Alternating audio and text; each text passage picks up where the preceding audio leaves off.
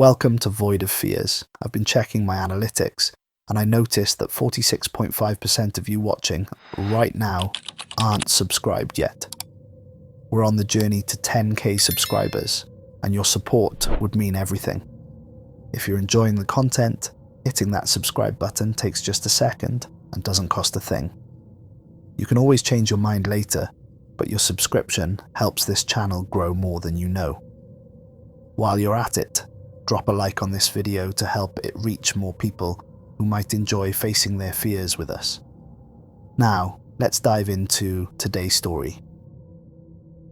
The darkness of space stretched endlessly around the colony ship Prometheus as it approached its destination after a journey spanning decades. Within the vessel's massive hull, cryostasis pods hummed to life, initiating revival protocols for the 100 souls who had surrendered their lives on Earth for the promise of a new beginning.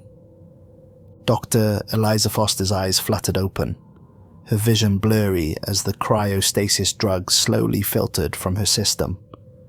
A synthetic voice echoed through the chamber. Revival sequence complete. Welcome to Kepler 452b orbital approach. Current time is 9:45 AM, Earth Standard. Eliza pulled herself upright, muscles protesting after their long dormancy. Through the viewport beside her pod, she could see it, their new home. Kepler 452b hung in space like a jewel, swirls of blue oceans and green continents promising everything humanity had destroyed on Earth. Beautiful, isn't it? The voice belonged to Commander Jackson, already dressed in his uniform, the mission insignia gleaming on his shoulder. Hard to believe we actually made it. The models suggested an 87% chance of success, Eliza replied, her scientist's mind already at work, despite the lingering grogginess. But seeing it with my own eyes, that's something else entirely. She ran her fingers over the small silver locket around her neck. Inside, a photo of her husband David, lost to Earth's final pandemic. Her last connection to a planet she would never see again. As the ship's xenobiology team leader, Eliza had dedicated her life to this mission. Earth had become increasingly uninhabitable, resources depleted, climate systems collapsed, billions displaced. Kepler 452b represented humanity's best hope for a fresh start. The scans had shown ideal conditions: breathable atmosphere, tolerable gravity, and preliminary indications of complex organic life, though nothing sentient had been detected. Dr. Foster, the ship's AI, intoned overhead. Your presence is requested in Medical Bay 3. Revival complications with team member Phillips. Eliza nodded to Jackson and made her way through the gently curving corridors of the Prometheus. The ship felt eerily empty, with most of the crew still in cryostasis. Their revival staggered to conserve resources and manage the transition more effectively. In Medical Bay 3, she found Marcus Phillips, the expedition's botanist, sitting on an examination table, while Dr. Rodriguez ran a scanner over his chest. Marcus was a brilliant scientist in his early 30s, with an enthusiasm for alien flora that bordered on obsession. "What's going on?" Eliza asked, nodding a greeting to both of them. "Minor arrhythmia," Rodriguez explained, her dark eyes focused on her readings. "Not uncommon after prolonged cryostasis, but I'm being thorough." "Just eager to get down to the surface," Marcus said with a dismissive wave. "My heart's racing at the thought of all those new species waiting to be discovered." Rodriguez lowered her scanner with a sigh. "Everything appears stable now, but take it easy for the next few hours and report any unusual symptoms immediately." "Yes, Doctor," Marcus replied with a mock salute. Over the next 24 hours, the rest of the crew awakened. The excitement was palpable as they gathered in the ship's observation deck, gazing down at their new home. "Prometheus crew," Commander Jackson addressed them, his voice steady with practiced authority. "In less than 6 hours, we'll make our descent to the surface. You've all trained for this moment for years. Some of you gave up everything to be here." His eyes lingered momentarily on Eliza. What we do here will determine the future of humanity. Let's make it count. Officer Dawson approached Eliza as the crowd dispersed to make final preparations. The security chief was a compact woman with sharp eyes that missed nothing. "Any concerns about the landing site?" Dawson asked quietly. "The scans are as comprehensive as we could make them," Eliza replied. "But there's always the unknown factor. That's why we're here, isn't it?" Dawson nodded, her hand resting instinctively on her sidearm. "My team is prepared for any contingencies. Just hope we don't need to use these." The landing module detached from the Prometheus with a metallic groan. Eliza sat strapped into her acceleration chair, knuckles white as turbulence buffeted the craft. Engineer Patel called out readings from her station, voice remaining professional despite the violent descent. Atmospheric entry stable, heat shields holding at 96% integrity, encountering stronger wind patterns than expected, compensating now. Patel was a wiry woman in her 40s with quick movements and quicker thinking. Her expertise had saved lives during the journey when a micrometeoroid shower had threatened to breach the Prometheus's hull. A sudden jolt threw everyone forward against their restraints. "What was that?" Dr. Rodriguez asked, eyes wide with alarm. "Unexpected electromagnetic disturbance," Patel replied, fingers flying across her console. "It's affecting our navigation systems, switching to manual control." Commander Jackson took the controls, his jaw set with determination. The craft shuddered again, but his hands remained steady. Through the viewport, Eliza watched as the blinding light of atmospheric entry gave way to clouds, then to a vast expanse of forest canopy. "Finding a landing zone," Jackson muttered. "There, clearing at 2 o'clock. The landing was rough but controlled. As the engines powered down, silence fell over the module. They had arrived. Security Officer Dawson was the first to approach the hatch, weapon ready despite all indications that the planet harbored no intelligent threats. "Permission to proceed with atmospheric verification, Commander?" Jackson nodded. "Proceed with caution, Dawson."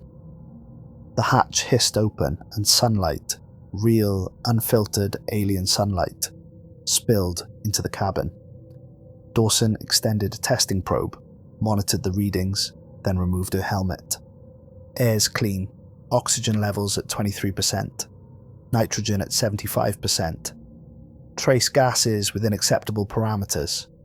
It smells like Earth. Like forests after rain." One by one, the crew stepped onto the soil of their new home. Eliza felt a swell of emotion as her boots touched the alien ground. The gravity was slightly stronger than Earth's, making each step feel deliberate, meaningful. The sky above was a deeper blue than Earth's had been in centuries, unmarred by pollution. Surrounding them was a forest of towering trees with iridescent bark and broad leaves that shimmered in the breeze. "It's paradise," Marcus whispered beside her, already kneeling to examine the vibrant undergrowth. "Let's not get ahead of ourselves," Commander Jackson cautioned. "Security perimeter first, then we establish base camp. Science teams can begin preliminary surveys once we're secure." By evening, the prefabricated structures of Base Camp New Dawn had been assembled in the clearing. Solar collectors gleamed in the light of Kepler's setting sun, which cast long, unfamiliar shadows through the alien forest. The mood among the crew was jubilant as they gathered for their first meal on this new world. "Preliminary scans are even better than we hoped," Dr. Rodriguez reported, scrolling through data on her tablet. "No detected pathogens, dangerous to humans. Soil composition, ideal for agriculture, and water sources nearby are clean." "The plant life is extraordinary," Marcus added, unable to contain his excitement. "I've already identified 7 distinct photosynthetic processes, some utilizing wavelengths our Earth plants never evolved to capture." Eliza was about to respond when a sound echoed from the forest, a long, undulating call that seemed to reverberate through the clearing. The conversations around the table died instantly. "What was that?" someone whispered. "Likely some form of native fauna." Eliza suggested, though something about the sound sent a chill down her spine. We should set up audio monitoring stations tonight. Might give us our first glimpse of the larger ecosystem. As darkness fell completely, more sounds emerged from the forest. Clicks, whistles, and occasional low rumbles that seemed to come from all directions. The perimeter lights cast eerie shadows among the trees, their trunks appearing to shift and move when viewed from the corner of one's eye. That night, most of the crew slept fitfully in their new surroundings. Eliza dreamed of vast underground chambers filled with pulsing light, and judging by the faces at breakfast the next morning, she wasn't alone in experiencing disturbing dreams. "I saw chambers," Engineer Patel said quietly over her morning rations. "Huge spaces underground filled with light that seemed to communicate." "I had the same dream," Dr. Rodriguez confirmed, looking troubled. "Exactly the same." "Shared stress response," Commander Jackson dismissed, though his eyes betrayed his unease. "Focus on your assignments. We have a world to explore." The next few days were filled with frantic activity as the teams established their research protocols. Eliza led expeditions into the surrounding forest, cataloguing species and collecting samples. The flora was unlike anything on Earth. Plants that seemed to track movement, flowers that closed when approached but opened again once humans moved away, fungi that glowed with bioluminescence when darkness fell. "Look at this," Dr. Reynolds, the expedition's ecologist, called to Eliza. He was crouched beside a cluster of translucent pod-like structures growing from the base of a tree. "These appear to be seed pods, but they're responding to our presence." Eliza knelt beside him, watching in fascination as the pods pulsed gently, a faint luminescence flickering within them when her shadow fell across their surface. "Some kind of photosensitive response mechanism," she theorized, reaching out to collect a sample. "Wait," Reynolds cautioned, catching her wrist. "Notice how they're all pulsing in the same rhythm now? Almost like they're synchronizing." He was right. The individual pulses of the pods had aligned, creating a wave pattern that traveled across the entire cluster. "Document this," Eliza instructed, already recording the phenomenon with her personal device, "but no samples yet. Let's observe for a while longer." On the third day, Marcus Phillips made a discovery that changed everything. "Eliza, you need to see this," he called over the comm. His voice sounded strained. She found him approximately 2 kilometers from the base camp, standing before what appeared to be a stone structure overgrown with the local equivalent of vines. But these weren't natural formations. The stones were too precisely arranged, corners too perfectly squared. "Is that—" Her voice trailed off, unable to complete the thought that contradicted all their previous data. "Artificial construction," Marcus confirmed. "We're not the first intelligent life to set foot on this planet." They called in the discovery, and soon the entire senior staff had assembled at the site. The structure was partially buried, but clearly extensive. What they could see appeared to be an entrance of some kind, flanked by weathered columns inscribed with symbols unlike any human language. "Our scans showed no signs of civilization," Commander Jackson said, running his hand over the alien markings. "How did we miss this?"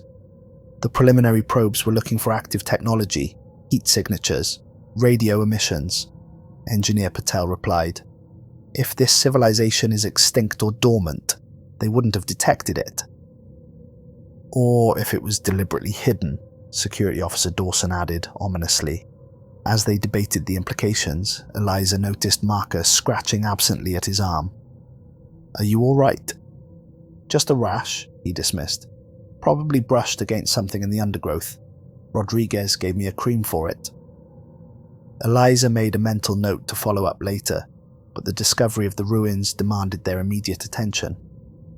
They established a research station at the site, and Patel began setting up equipment to scan the interior of the structure. "There's definitely a large open space beyond this entrance," she reported as the first readings came in. and something is generating low-level electromagnetic interference. Might explain why our systems have been glitchy since landing. The exploration team worked until sunset, documenting every visible aspect of the ruins. When they finally returned to base camp, they found it abuzz with activity, despite the late hour. "We've been getting strange readings all day," one of the junior scientists informed them. "Unusual atmospheric phenomena, electromagnetic pulses that don't match any natural patterns we know of." That evening, as Eliza was reviewing the day's findings in her quarters, Dr. Rodriguez appeared at her door, face drawn with concern. "It's Marcus," she said without preamble. "His rash is, well, you should see for yourself." In the medical bay, Marcus lay on an examination table, arm extended for Eliza to see. The rash had spread, covering most of his forearm, but it wasn't like any skin condition Eliza had ever seen. The affected skin had developed a pattern, intricate swirling designs that seemed to pulse faintly with their own inner light. "It doesn't hurt," Marcus said, studying his arm with scientific detachment that couldn't quite mask his fear. "It actually feels, I don't know how to describe it, like my arm is more aware than the rest of me. I've tried every antihistamine and antifungal agent we brought," Rodriguez explained. "Nothing affects it. And there's something else." She lowered her voice. "The patterns, they're changing. Slowly, but definitely changing. Almost like they're writing something," Marcus finished, "or rewriting me." Eliza felt cold dread pool in her stomach. "Quarantine protocols," she decided, "and I want a full microscopic analysis of those tissue samples you took."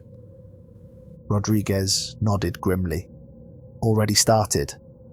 But there's more you should know. 2 other crew members have reported similar symptoms. Technician Cooper and biologist Winters. Both were with Marcus at the ruins yesterday." Under the powerful microscope in the xenobiology lab, the truth revealed itself. The skin cells of Marcus's affected arm were infested with microscopic organisms. Not quite bacteria, not quite viruses, but something else entirely. As Eliza watched, they arranged themselves in patterns, communicating through pulses of bioluminescence. "They're a network," she breathed, "a microscopic neural network spreading through his tissue." She increased the magnification, focusing on a cluster of the organisms that appeared to be more active than the others. To her shock, they began to arrange themselves in patterns that seemed almost familiar, reminiscent of the symbols they'd found on the ruins. "Rodriguez," she called, not taking her eyes from the microscope, "we need to compare these patterns to the symbols at the ruins. There might be a connection." Before she could investigate further, an urgent call came through on her comm unit. "Dr. Foster, we need you at the ruins site immediately." Commander Jackson's voice was tight with controlled tension. "We've found a way inside." By the time Eliza arrived, the team had cleared the entrance and established lighting inside the alien structure. The corridor beyond the entrance sloped downward, walls covered in the same symbolic language they'd seen outside, but here it was better preserved, interspersed with what appeared to be pictographs. "They tell a story," Patel said, pointing to a sequence of images. "As near as I can interpret, another species arrived here, much like we did. They flourished for a time, but then something changed." She indicated a series of disturbing images, showing figures undergoing some kind of transformation. "And then, they're gone, replaced by something else." "Not gone," Eliza said, her mind racing back to what she'd seen in Marcus's tissue. "Transformed." The corridor branched repeatedly as they descended deeper, creating a labyrinthine network that would have been easy to get lost in without Patel's mapping equipment. The walls themselves seemed to change the deeper they went, the stone giving way to a material that appeared almost organic, smooth, slightly yielding under pressure, with a faint iridescence similar to the bark of the forest trees. "The temperature's rising," Rodriguez noted, checking her instruments, "and the humidity. almost like we're entering a living system. Maybe we are, Eliza murmured, remembering the organized patterns of the microorganisms. They proceeded deeper into the complex, the corridor finally opening into a vast chamber that sent shivers of recognition through Eliza. The chamber from her dreams. The walls pulsed with faint bioluminescence, similar to the patterns on Marcus's arm. "There's something down there," Dawson said, her weapon drawn as she pointed to the far end of the chamber. Their lights revealed rows upon rows of pod-like structures, organic in appearance, yet with an unmistakable technological component. Most were empty, but some contained shadowy forms. "They're in stasis," Patel whispered, examining the nearest pod, "or preserved somehow." Eliza approached one of the occupied pods, wiping condensation from its translucent surface. What lay inside made her recoil in horror. The being had clearly once been humanoid, but had undergone extensive transformation. Its skin rippled with the same light patterns they'd seen on Marcus, but far more advanced, to the point where the original form was barely recognizable beneath the network of luminescent pathways. "We need to leave," Eliza said suddenly, backing away. "Right now, this isn't a ruin, it's a hive." "A what?" Jackson demanded. "Those organisms I found in Marcus. They're not just an infection. They're a colony, a network. And I think this entire structure, maybe this entire planet, is part of the same system." As if in response to her realization, a low hum began to vibrate through the chamber. The pods at the far end began to pulse with light, the patterns matching those on Marcus's arm. Their communication equipment crackled with static, then went dead. "Out," Commander Jackson ordered. "Everyone out now." They rushed back toward the entrance, but halfway there, their lights illuminated a figure blocking their path. It was Marcus, but his transformation had accelerated dramatically. His entire body now pulsed with bioluminescent patterns, and his eyes shone with an inner light that wasn't human.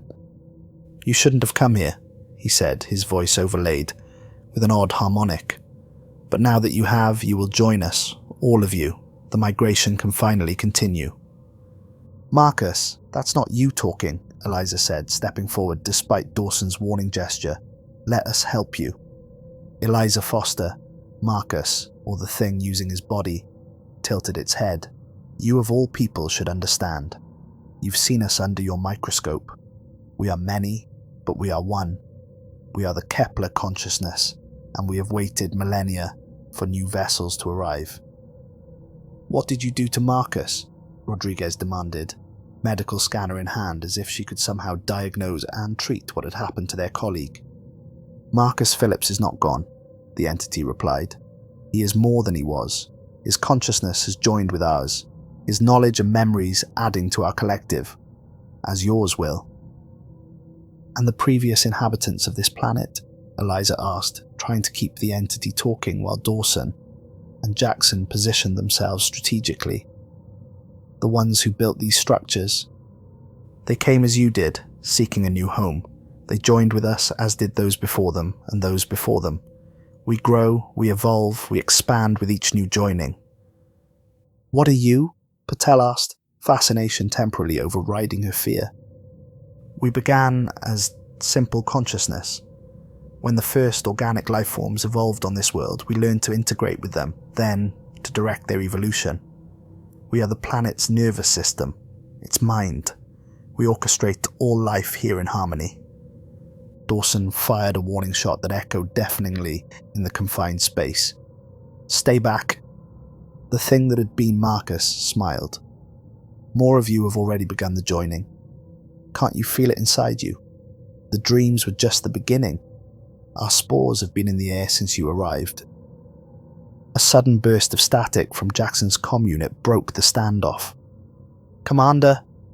It was a voice they didn't recognize immediately, distorted by interference.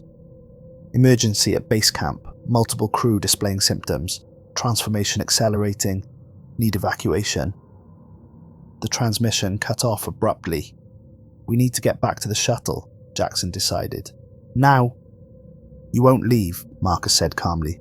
This world has waited too long for new minds to incorporate. The ships before yours all joined us. You will too." With unexpected speed, he lunged toward them. Dawson didn't hesitate. Her next shot wasn't a warning. Marcus's body crumpled, but the light patterns continued to pulse across his skin for several moments before dimming. "I'm sorry," Dawson whispered. They ran, no longer concerned with documenting their findings or preserving the site. As they emerged from the ruins, the forest around them seemed different, more aware. The plants turned to track their movement, and in the distance, large, shadowy forms moved among the trees. "The shuttle is a 5-kilometer sprint," Jackson said as they paused to catch their breath. "Stay together, conserve ammunition. Anything that isn't confirmed human is a threat." Their journey back to base camp became a nightmare. The forest that had seemed so welcoming now felt hostile, alive with malevolent intention. The trees themselves seemed to reach for them, branches swaying against the wind to block their path. The ground beneath their feet felt unstable, as if the soil itself was trying to trap them. "Look," Rodriguez gasped, pointing to a cluster of the luminescent fungi they'd observed earlier. The fungi were growing visibly, extending tendrils across the forest floor toward them. Dawson fired into the advancing growth, causing it to momentarily recoil. "Keep moving." Twice they encountered crew members who had succumbed to the transformation. Their bodies mutated, pulsing with the same light patterns. Each encounter forced them to make impossible choices about people who had once been their colleagues and friends. The first was Dr. Reynolds, the ecologist who had shown Eliza the pulsing seed pods. His transformation was less advanced than Marcus's had been, his voice still recognizably his own as he called out to them. "Please," he begged, the patterns under his skin flaring with each word. "It doesn't hurt. It's beautiful inside, so many minds, so much knowledge. Don't fight it." The second was Cooper, one of the engineering technicians. She didn't speak at all, merely stood in their path, her body so altered that only her uniform identified her. Her arm had elongated, fingers merging into something like tendrils that quested towards them with obvious purpose. Both encounters ended the same way, with Dawson's weapon discharging and another colleague lost. Each death weighed heavily on them, but the alternative seemed unthinkable. When they finally reached the base camp, chaos awaited them. Several structures were burning, and transformed crew members wandered the perimeter, their movements jerky and uncoordinated, as if their bodies were being operated by something unfamiliar with human anatomy. "The shuttle is still secure," Patel reported, checking the remote systems from her tablet, "but it's surrounded." Through the smoke and confusion, they could see their landing craft 100 meters away. Between them and safety stood at least a dozen transformed crew members, their bodies glowing brightly in the haze. "I'll clear a path," Dawson volunteered. "Give me the remaining stun grenades." "That's suicide," Jackson objected. "With respect, Commander, we're all dead if we don't reach that shuttle, and I'm already showing early signs of transformation." She pulled back her collar to reveal faint luminescent patterns beginning to form on her neck. "Let me do this while I'm still me." After a moment of silence, Jackson nodded, handing over the grenades. "We'll be ready to move on your signal." Dawson moved out, using the burning structures as cover. Minutes later, a series of explosions rocked the far side of the camp, drawing the attention of the transformed crew. "That's our window," Jackson said. "Move now." They sprinted for the shuttle, Eliza's lungs burning with the exertion in the slightly heavier gravity. Behind them, inhuman shrieks cut through the air as their former colleagues gave chase. At the shuttle ramp, they found Rodriguez waiting, ushering them inside. "I came straight here when things started falling apart," she explained as the door sealed behind them. "I've prepped cryostasis pods for the return journey. It's our best chance of containing any further transformation." "Where's Dawson?" Eliza asked, looking around the cabin. "She didn't make it," Jackson said grimly, strapping into the pilot's seat. "Initiating launch sequence." As the engines roared to life, the shuttle shuddered. Through the viewport, Eliza saw transformed crew members, clinging to the hull, their bodies seeming to meld with the metal itself. "They're trying to infiltrate the systems," Patel warned from the engineering station, cutting external access and switching to manual override. The shuttle lifted off with a violent jerk, dislodging some of the creatures. Those that remained began to glow brighter as the vessel ascended, their light patterns accelerating, as if in panic or anger. "Atmosphere breached," Jackson announced, as the blue sky gave way to the blackness of space. "But we've got another problem." On the view screen, the surface of Kepler 452b seemed to be changing. Vast areas of the forest were rearranging themselves, forming enormous patterns, visible even from orbit. Patterns that matched those on the transformed crew members. "The planet itself," Eliza whispered. "It's all one organism." Then, to their horror, massive tentacle-like structures began to extend from the surface, reaching into the lower atmosphere as if trying to snare the escaping shuttle. "Full power to engines," Jackson ordered, plotting emergency course back to Prometheus. The shuttle accelerated away from the planet, leaving the grasping tentacles behind. As they approached the orbiting colony ship, relief began to wash over the survivors. But Eliza couldn't shake the feeling that they were still in danger, that something fundamental had been altered. "Prepare for docking," Jackson said, "and then immediate cryostasis." As Eliza moved to help Rodriguez prepare the cryopods, she felt an odd tingling sensation on her wrist. Pulling back her sleeve, she saw it, a small patch of skin, beginning to develop the faint luminescent pattern she had seen on Marcus and the others. Her breath caught in her throat. Should she tell the others? They might leave her behind, or worse. But if she didn't, and the transformation continued during the long journey home? "Rodriguez," she called, decision made. "I need to show you something." The doctor examined Eliza's wrist, her expression grave. "Early stage, similar to what Dawson showed. I can try to isolate it, maybe surgically remove the affected tissue, but I don't know if that will stop the process." "Do what you can," Eliza said, "but if it spreads, you know what needs to be done." They docked with the Prometheus and transferred to the larger vessel. Jackson plotted a return course to Earth while Rodriguez performed the procedure on Eliza's arm, removing the visibly affected tissue. Whether it would be enough, they couldn't know. "The rest of the crew," Eliza said as Rodriguez finished bandaging her arm. "We can't leave them behind." "They're not our crew anymore," Jackson said firmly. "You saw what happened to them.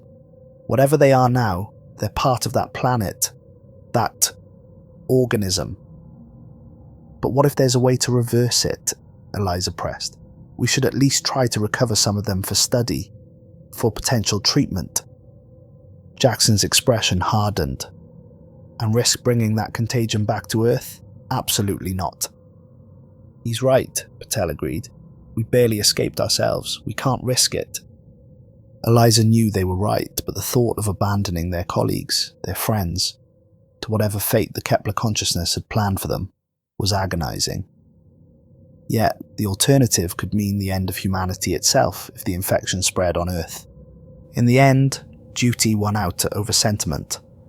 They recorded the coordinates of Kepler 452b in the ship's logs, along with explicit warnings about the danger it posed. Then, with heavy hearts, they prepared for the long journey home. One by one, the survivors entered cryostasis for the long journey back to Earth. Eliza was the last to go, recording a final log entry as the others slept around her. "This is Dr. Eliza Foster, Xenobiology, Team Leader, Kepler 452b Expedition."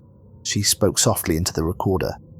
"If anyone receives this message, proceed with extreme caution. What we encountered on Kepler 452b was not a new world, but a single vast organism that absorbs and transforms other life forms into itself." She paused, choosing her next words carefully. "The organism appears to be a collective consciousness that has evolved over millennia, incorporating the minds and bodies of whatever intelligent life it encounters. It communicated with us through our transformed colleagues, claiming that the process is not death but evolution, a joining of minds. Whether this is true or merely a comforting lie to facilitate assimilation, I cannot say.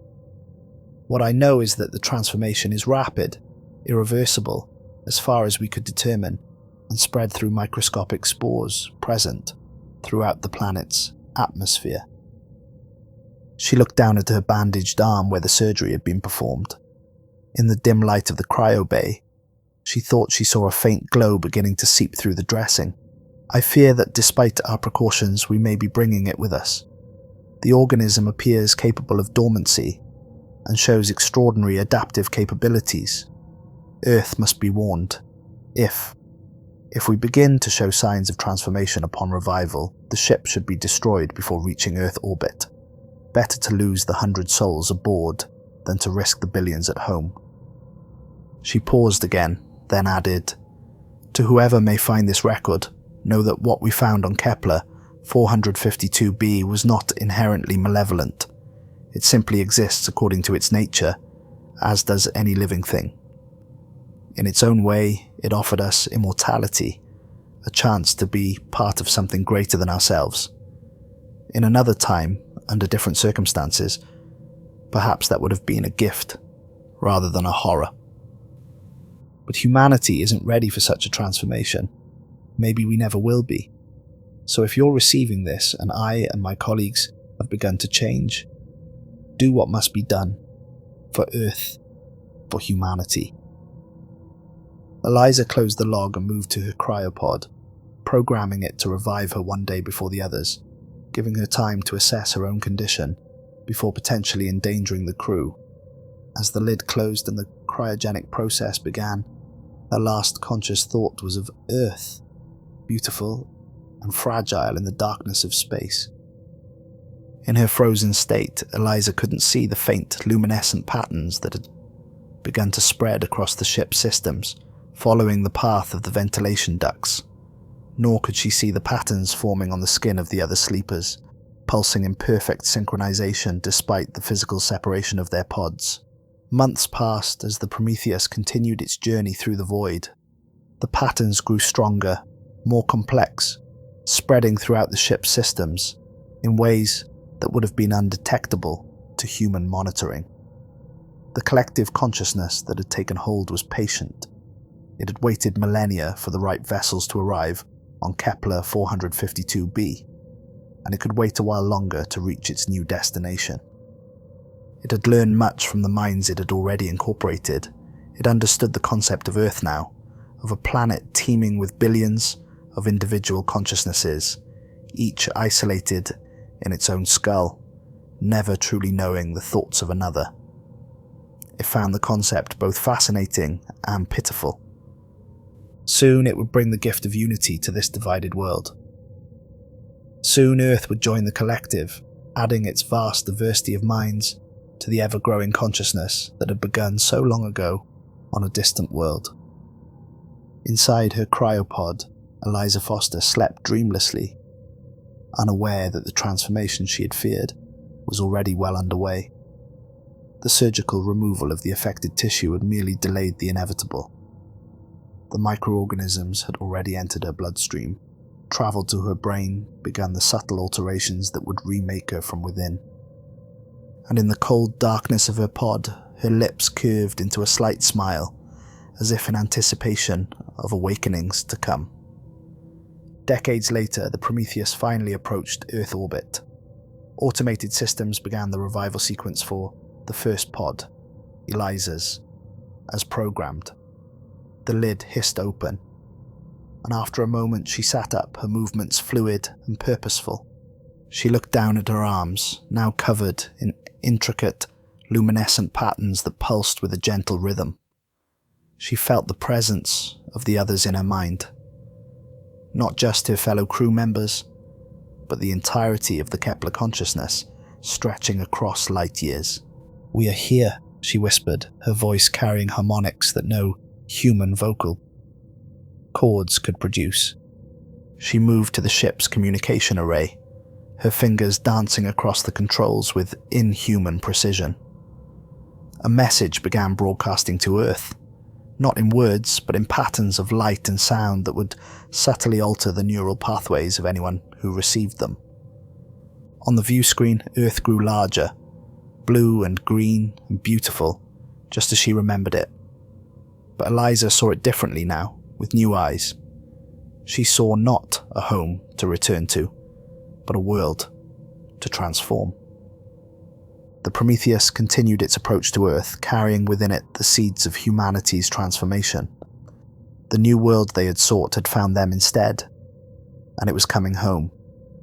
As the ship established orbit, Eliza stood at the viewport, watching the continents pass beneath her.